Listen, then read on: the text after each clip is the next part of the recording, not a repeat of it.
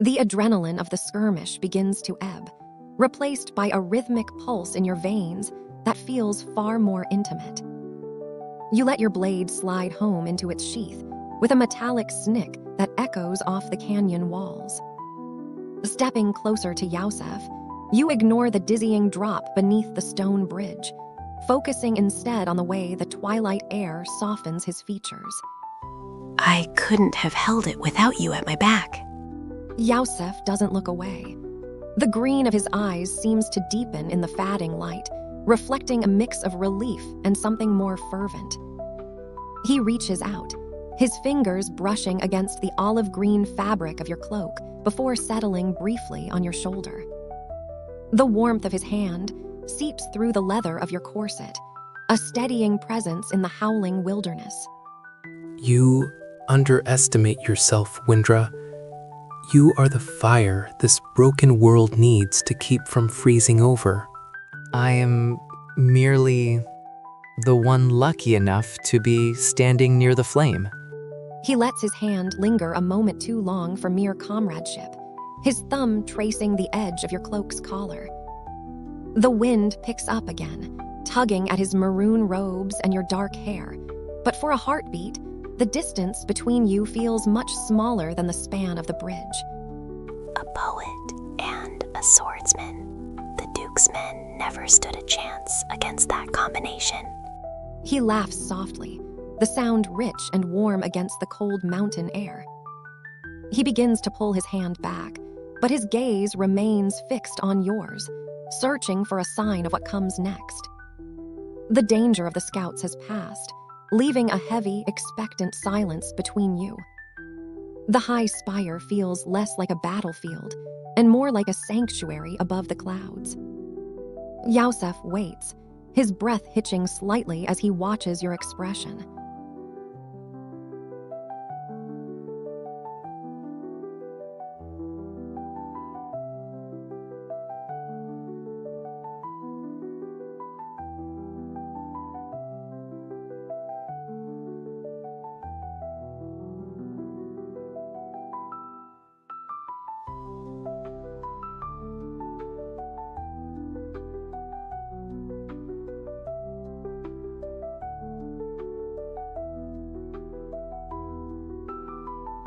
As Yusef begins to retreat his hand, you move with the same decisive grace that won the bridge.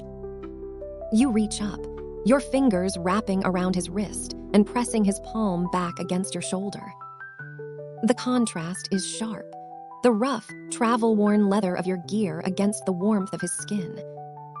Through the thin fabric of his sleeve, you can feel his pulse jump, a frantic, rhythmic thrumming that matches your own. Don't pull away just yet. The wind is cold. But this is not. Yusef freezes, his breath catching in his throat. The surprise in his green eyes melts into a profound, shimmering vulnerability. He turns his hand within your grasp, interlacing his fingers with yours, his thumb tracing the back of your hand with a reverence that makes the breath hitch in your own lungs. I have spent my life chasing beauty in art and song, Wyndra, but standing here with the world broken at our feet and your hand in mine, I realize I've been looking in the wrong places.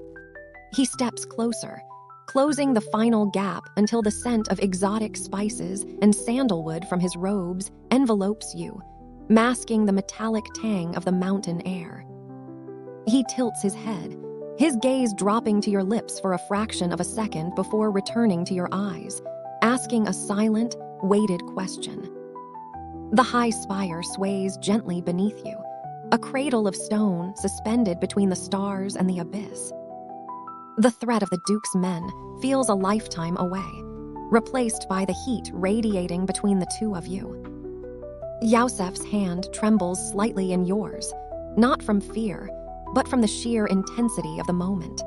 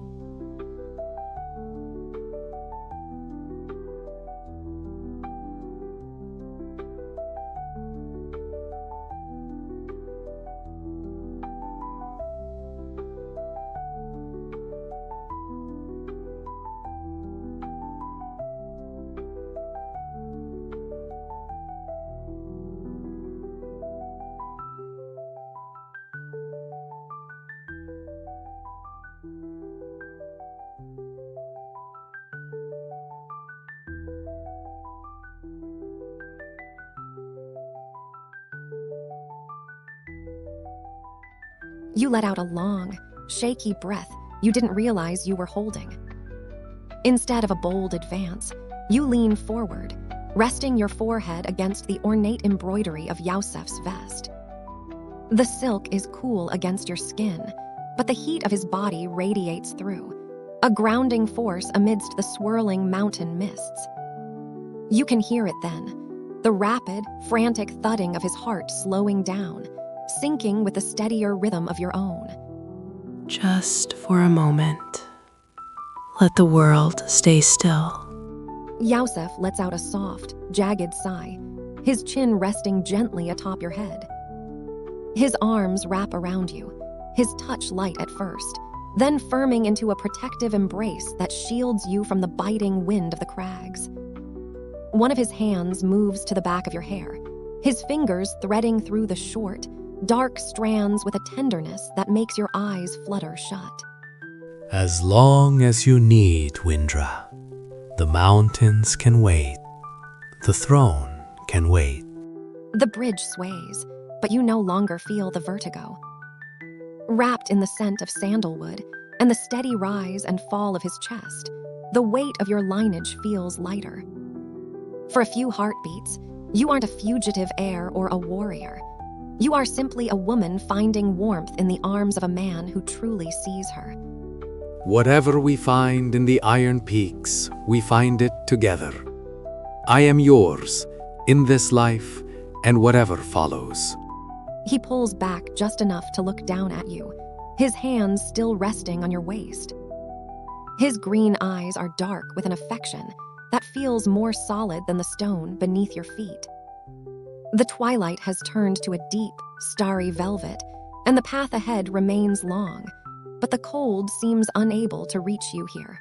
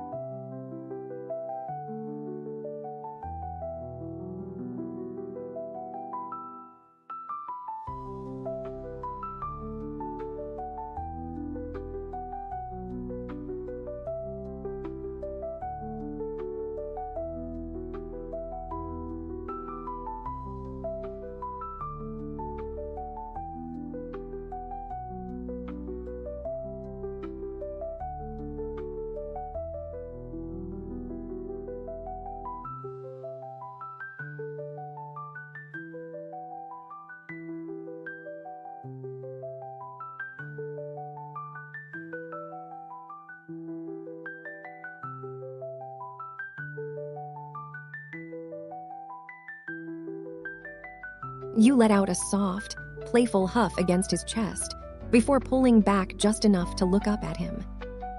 Despite the grit of the crags on your skin and the lingering adrenaline of the fight, a mischievous spark returns to your amber eyes. A poet, a swordsman, and now a guardian. You're becoming quite indispensable, Yusef. I might have to start paying you a royal salary once I actually have a treasury. Yusef's laugh is a bright, clear sound that seems to push back the encroaching shadows of the peaks. He doesn't release your waist, his hands holding you with a gentle, firm possessiveness that feels more like a promise than a claim. Oh, I think we can negotiate the terms of my service later, Princess. For now, knowing I'm indispensable is a far better reward than gold. His expression turns more earnest as he brushes a stray lock of dark hair from your forehead. The playful banter lingers in the air, but the gravity of your situation remains. The wind begins to bite with a new, nocturnal edge, whistling through the stone supports of the bridge with a low, mournful groan. But as much as I enjoy the view from up here, and I do mean the view, the temperature is dropping. We shouldn't stay exposed on this span. A low, rhythmic thumping echoes from the far side of the bridge, coming from the direction of the iron peaks. It isn't the sound of boots, but something heavier, more mechanical. A rhythmic grinding of gears, and the hiss of escaping steam begins to vibrate through the stone under your feet. The scouts are gone, but something else is approaching from the mountain's heart. A warm, orange glow begins to flicker against the cave mouth at the far end of the high spire, casting long, dancing shadows across the bridge. It could be the resistance you seek, or the automated defenses of a kingdom that has long since closed its doors to the outside world.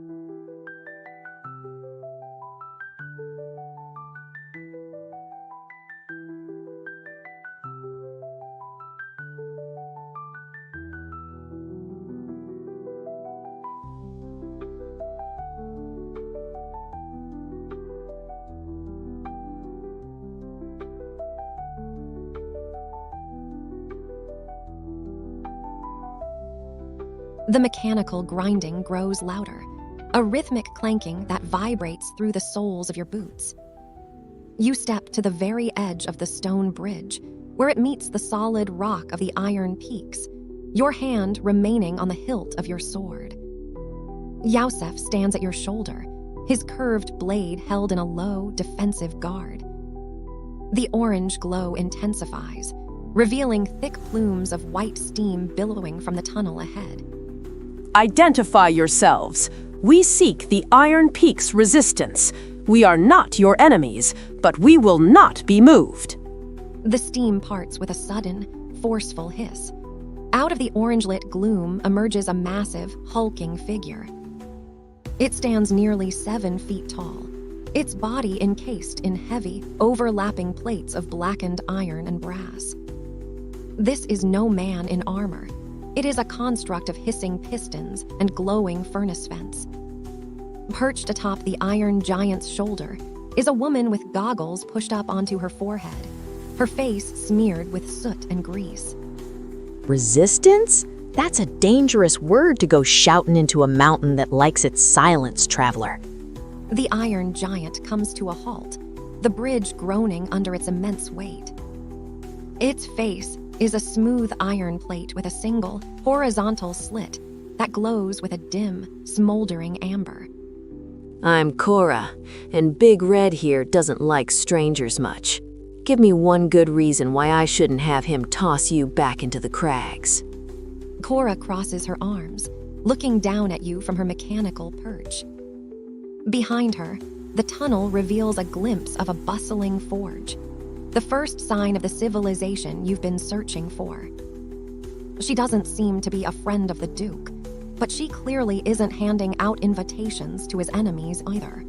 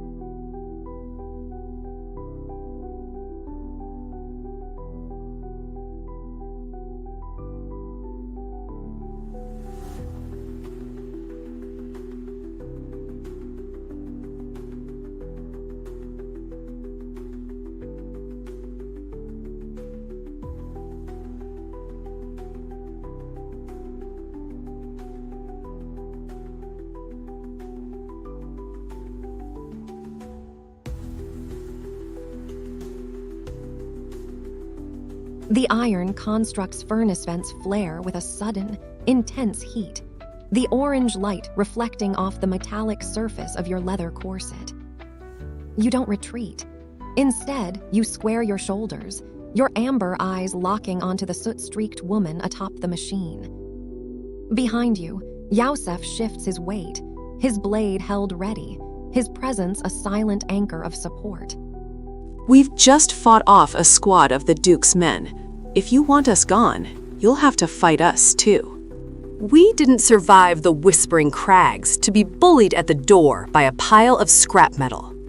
The Iron Giant, the Iron Sentinel, lets out a low, metallic groan, the sound of pressurized steam escaping through heavy valves. Its single amber ice-lit pulses. Cora, the engineer, stares at you for a long, silent moment. Then, a slow, crooked grin spreads across her grease-stained face, and she lets out a sharp, barking laugh. Scrap metal? I like her, Red. She's got more iron in her blood than you do in your chassis. She taps the side of the construct's head with a heavy wrench. With a series of clanking thuds and hissing steam, the massive machine steps back, its heavy iron feet clearing the path into the mountain. Anyone who makes the Duke's lapdogs bleed is worth a conversation. Come on then, before the wind blows your pretty silks off. The highsmith is gonna want to see those eyes of yours. You follow Cora and the lumbering sentinel into the mountain.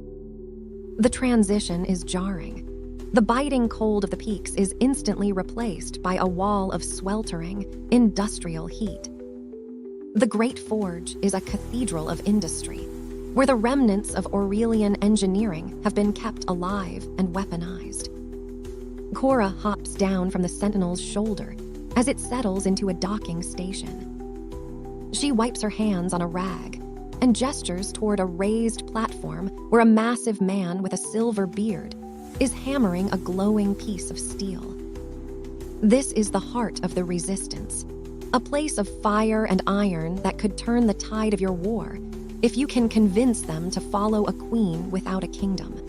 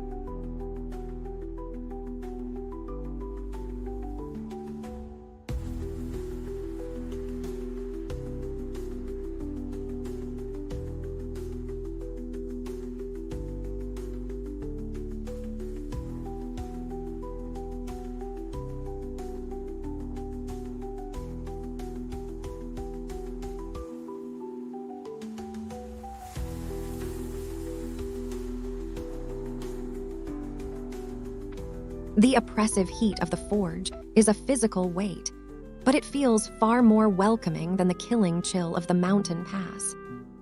You turn away from the towering mechanical sentinel and the rhythmic clang of the high smith's hammer to look at Yosef.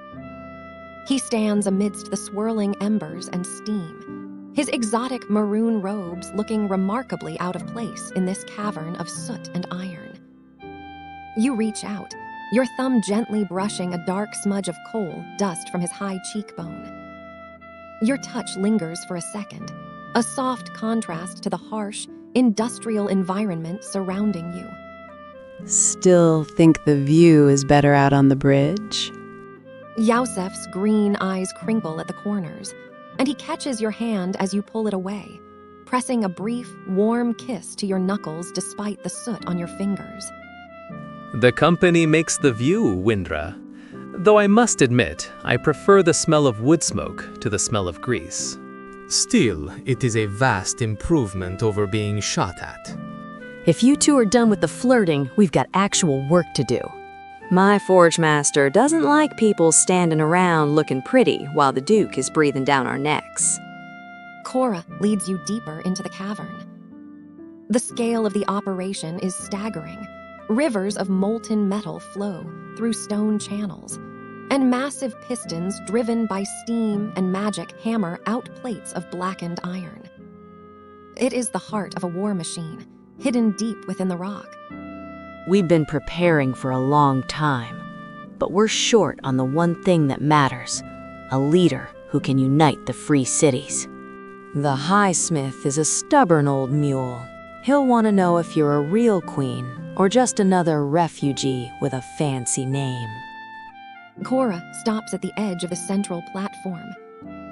The forge master, a man whose muscles look like gnarled oak, plunges a glowing blade into a vat of oil.